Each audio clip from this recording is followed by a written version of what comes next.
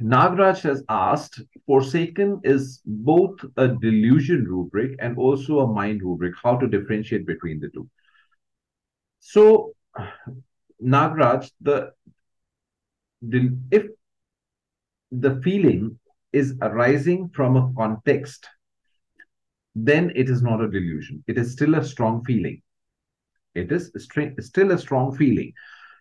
For example, if a patient feels uh, abandoned after uh, her parents sent her to a hostel, and so this is a real situation. The parents have sent the child away, and the patient is feeling forsaken. The patient is feeling abandoned. But if there is no such situation, remember, delusion is a false belief. It is a false belief. So if there is no strong situation to justify the feeling, then it becomes a delusion. So today I'll show you a case with the same rubric, forsaken feeling, where uh,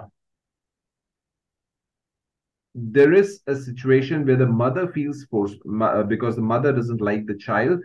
The child feels forsaken. Uh, Now, it's a very delicate balance because there's a difference between the number of remedies. The forsaken delusion forsaken is has around 74, 75 remedies, whereas the forsaken feeling rubric has around 288 remedies. So there is a huge difference. So there are times, but they are very, very similar. The forsaken feeling and delusion forsaken she is, they are very, very similar rubrics. And if I'm not 100% sure of the remedy, because the bouquet of the remedy changes significantly between these two rubrics, I end up using the larger rubric because both are portraying the same feeling. Uh, we just need to see whether the context for that feeling is there or not.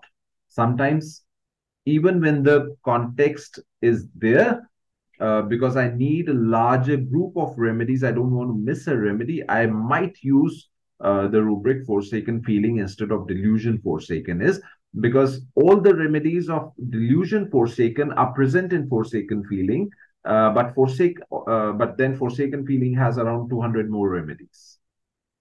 And if you actually go to the provings, you will see that lot of these remedies which have uh, delusion forsaken, she is also, and the actual rubric is that of feeling of forsaken.